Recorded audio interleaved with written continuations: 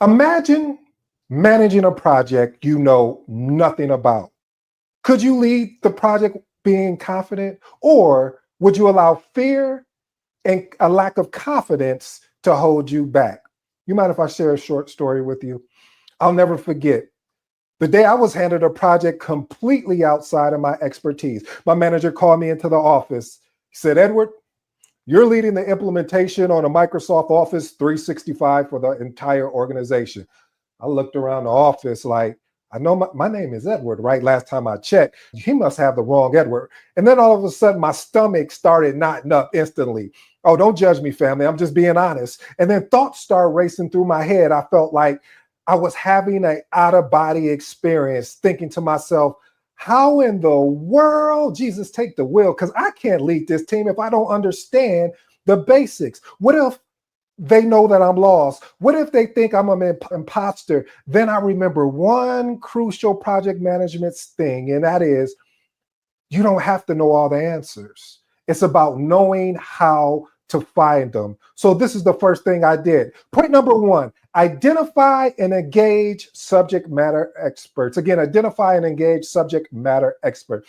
See, SMEs possess the specialized or technical skills you may lack, ensuring accurate estimates and informed decisions. Why is this important? It's important because early engagement prevents misinformation, or what I love to say, unrealistic planning. See, they're the reason why they are who they are, meaning the experts in their field, is because they can help you and the project identify potential pitfalls sooner. Here's my actionable tip. Host a kickoff workshop with your SMEs to validate project requirements and highlight potential risk or roadblocks. Point number two, conduct a detailed project kickoff meeting. See, a kickoff meeting establishes clear expectations, aligns objectives, and uncovers potential challenges. Why is this important? This is important because it ensures clarity and alignment from day one, reducing any type of confusion,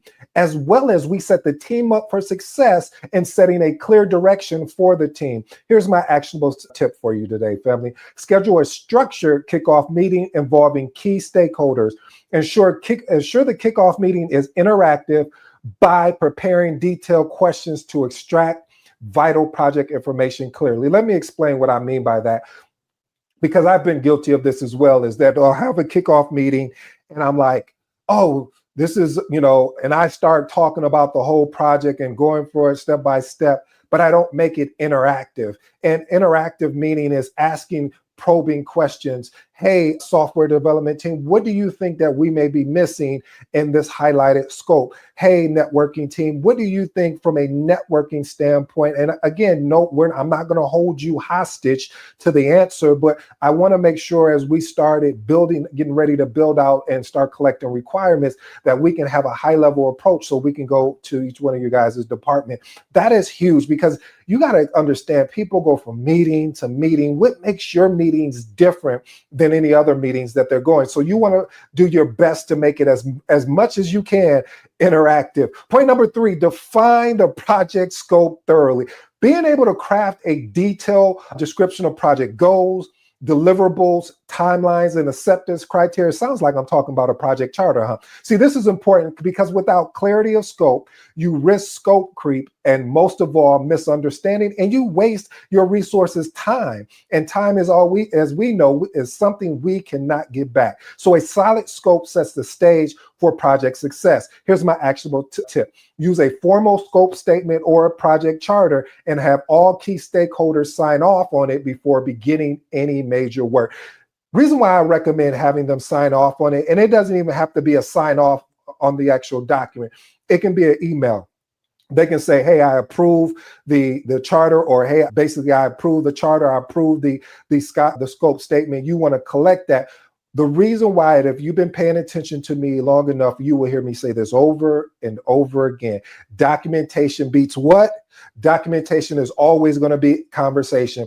So when we're in these meetings and then someone says, no, the scope should have been this. You remember when I told you the scope? No, because I went to here's the email correspondent that you agreed that we were aligned. Now, I'm not saying that we have to keep the scope so static that if we have an external risk or internal risk or something comes up where we know we need to make a change, this is what we have change management for, to follow the proper process to ensure that we're aligned on the scope. But you'll have a lot of times where we'll be in a meeting and then someone will say, no, that's not the scope what I agreed on. And you're like, yeah, it is. All right, maybe I'm just telling my story. Point number 4, conduct stakeholder and project team interviews to gather insight. This is all about, family, about collecting requirements. Stakeholders and project team members often possess valuable insights critical to the project's success. This is why I always confused of why people don't want to invite certain people to a meeting. I don't know if they're going to be valuable. How you don't know this unless you invite them or you have a one-on-one meeting. If you don't want them to come to the bigger meeting, have a one-on-one meeting and start asking probing questions. Like I said in the introduction of this, this is what makes a project manager have the success. It's not about me knowing the answers. It's about me having the ability to ask the right open-ended questions to extract the information from someone. So it's important, again, because stakeholders and project team members' knowledge can quickly close gaps in your understanding. We know a project is what? Unique in endeavor. It has a beginning and an end, and it's temporary. It's not permanent. It's not an operational type thing where we go on and on. No, we have a start date and we have an end date. Here's my actionable tip. Schedule structured interviews early, documenting their expectations, concerns, and any vital knowledge areas thoroughly. You're probably going to say to yourself, because I know if I was listening to this today, you're going to say, Edie, you continue to talk about documentation. Yeah, because I always talk about it because of the fact of I misstepped and made bad decisions based off of somebody's word. And then it wasn't their fault because they went to another meeting and forgot what we discussed. So just to make sure we're aligned, you see, I threw a little extra emphasis in that. Make sure we're in alignment. Let's just document it, because I'm not trying to act like, oh, I'm trying to cover no, I just want to make sure we're aligned to what we're talking about here. So that way, in case of you have a lapse of memory, we can go back to the documentation, which we agreed on, we both signed off on, and we're all aligned. Point number 5, set milestones and phase deliverables. You want to break your project into logical phases, each ending with a tangible deliverable or checkpoint. This is important. Milestones create a sense of urgencies and it enable a course correction and helps monitor scope. Here's my actionable tip for you today. In your project schedule, label each milestone with a target date and ensure each one has a clear exit criteria. Now, let me say something. For all those out there that call a project schedule a project plan, that is incorrect. I'm not saying that I'm the smartest guy in the room, even though I'm in the room by myself, but I'm just saying what I'm trying to say is I want to make sure we're clear on what the difference is, because what it end up happening is that if you say project management planning, you talking to an executive that knows project management inside and out. They may look at you like, so what, you about to bring all of these documents into our meeting? So understand, family, especially if you're new to this, when you're talking about milestones, when you're talking about tasks and dates and basically deliverables, we are referencing a schedule, project management schedule, and not a project management plan. Point number 6, foster a problem-solving culture. Whew. The ability to have open communications about challenging, do you know how well that really brings the team together? Do you know how now all of a sudden, instead of us creating silos and we're fighting against each other, we're actually brainstorming solutions collaboratively? Wouldn't that be amazing? Just think about it. You have an issue that's come up and everyone gets in. I think in the agile mindset, they call it swarming or mobbing. Just think about just being able just to come together and say, hey, this is a particular solution that I think, and someone else says it, and then we start experimenting and testing it out. Okay, I'll digress. Maybe I'm getting ahead of myself. This is important, family, because when team members feel safe sharing issues and proposing fixes, risks are addressed more quickly. Now, we have to understand there's I'm going to speak from a very high level, 2 forms of risk. There's a negative risk and a positive risk. So when we look at negative risk, we look at it more as a threat. A positive risk, we look at it as more of an opportunity, but I digress. Here's my actionable tip. Model the behavior yourself. Stay calm under pressure. You see, I'm calm even though I'm sweating. Explore solutions objectively and recognize individuals who propose improvement. You want to celebrate those that have the courage. You want to celebrate those that have the fortitude to say, hey, this is what I recommend. And I don't know if it's going to work, but why not? Let's experiment with it and see. Because you'll have a lot of people that will sit on the sideline and they will point at and poke holes at everything that you're doing, but they won't contribute or they won't collaborate with you, because it would be easier for them to poke holes and not feel a part of the team if it goes wrong, than for them to be part of the team and all accept accountability and responsibility. But having the ability to adjust or adapt or basically pivot is what is really going to set your team up for success. Point number 7, stay flexible as well as adaptable. You want to recognize that priorities, technology, resources may shift. However, you want to be open to revising the plan, the project management schedule as circumstances change. Why is this important? Flexibility in unfamiliar domains help you pivot without jeopardizing project goals. Here's my actionable tip. Build contingency time into your schedule for critical tasks so you have a buffer room just in case if you have to handle unexpected challenges. Point number 8.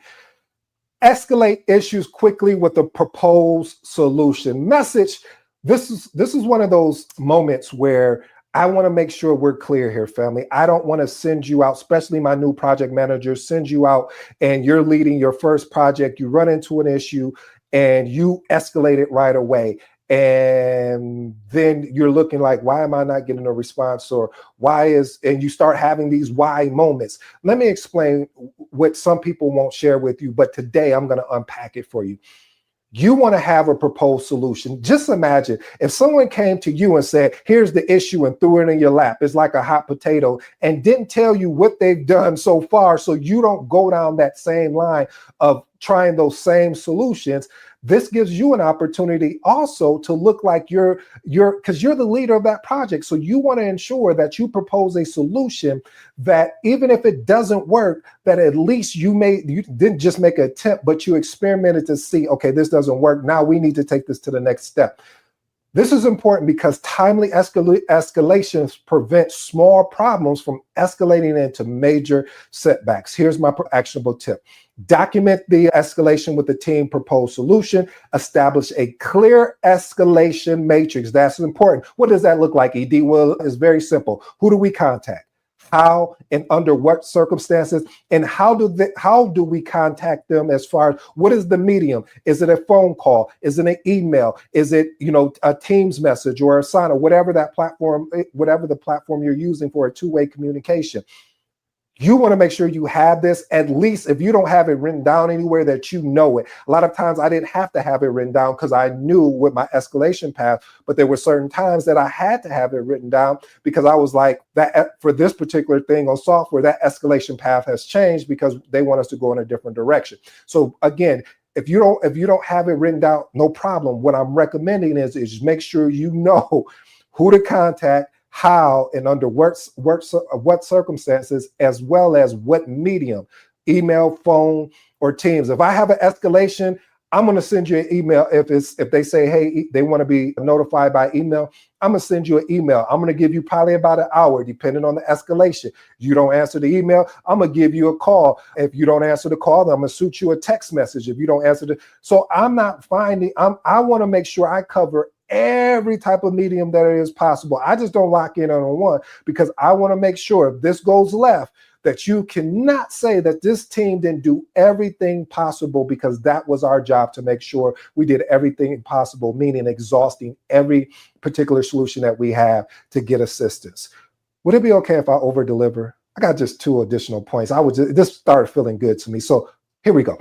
Point number 9, develop a comprehensive risk management strategy. Proactively identify and mitigating risk, reduce project uncertainty, and enhances control. One of the things I see, especially my new project managers, they get into a rhythm when they get into their project and into their weekly calls, or however your calls is set up with the actual stakeholders and with your project team. that first agenda item should be risk.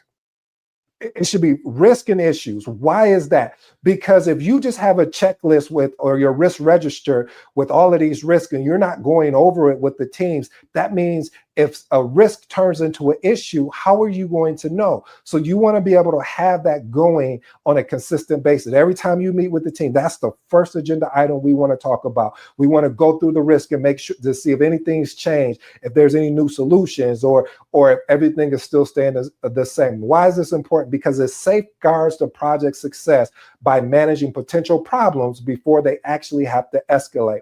Here's my actionable tip. Hold a risk identification workshop early, document, evaluate, and actively monitor risk throughout the entire project lifecycle. Point number 10, empower your team with decision-making authority. I know what my seasoned project managers is out there saying, because we want to control everything. Okay, you're not going to sit down and have a moment with me. Let me share with you. Yeah, I want to control everything. And that's how I used to be, until I realized the power in delegating decisions. When I realized the power in showing people that I trust them. However, let me park here parenthetically, family, and let you know this. That is something that is earned. That is not just given. I'm not just going to throw a decision to you and you haven't earned it, because I wouldn't want you to throw a decision to me and I haven't earned it. What does earned decision look like, in my opinion? If you allow me to remix that thing, it looks like this.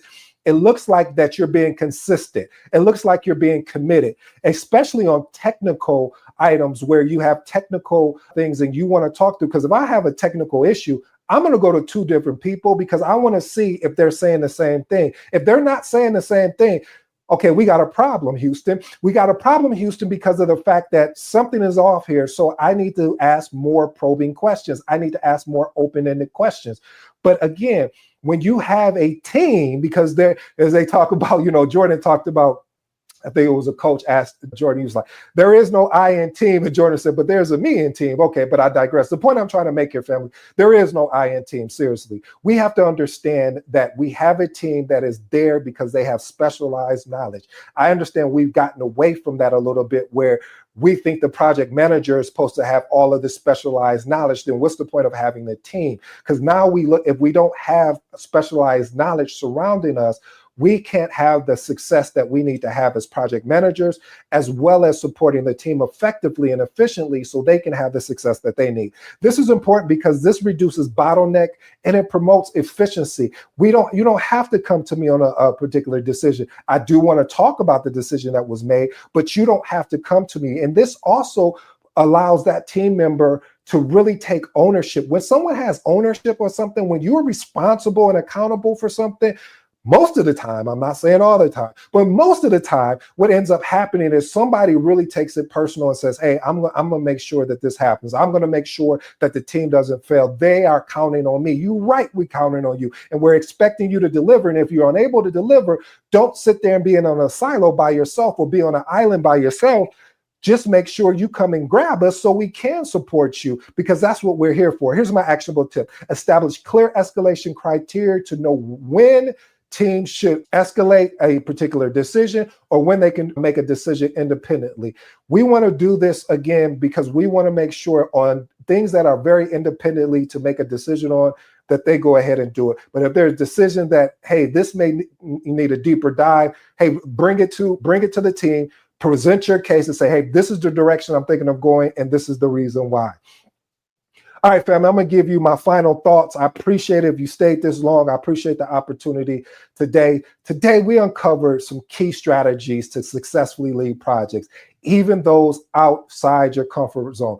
I'm going to tell you one thing about project management.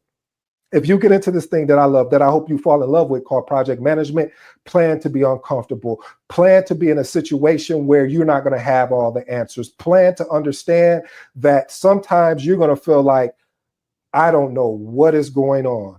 But if you continue to walk forward, if you continue to put a step in front of each other, if you continue to have a front shield view to what is going on, I promise you, you will get through it. I don't play a doctor or a psychologist on TV to make that type of guarantee. So I'll just say this, trust the process. I can say that. I'll say if you make the commitment and make a decision instead of a choice, you have a better chance. Here's my 3 items and I'll let you be on your way. Identify and engage a subject matter experts. Like I said, the quicker you can bridge that gap can bridge your gap on the knowledge that you do not have. So surrounding yourself with experts sets you and the team up for success. You want to foster a problem-solving culture. When you create an environment where your team openly addresses challenges and collaborates effectively and proactively, you have ability to tackle issues head on. The last and final one, empower your team with decision-making authority. You need to trust your team with clear responsibility, allowing them to confidently contribute their expertise and take ownership. Family, I really appreciate it. Now, these techniques were very powerful, but there's even more that you can implement to have project success. And I want to value your time today. So if you're ready to take your project management skills and you want to personalize actionable guidance, just connect with me directly. I'm here to help you any way I can. And I appreciate the opportunity. I go by the name of ED. For all you smart and intelligent folks out there, hey, listen, that just simply means it.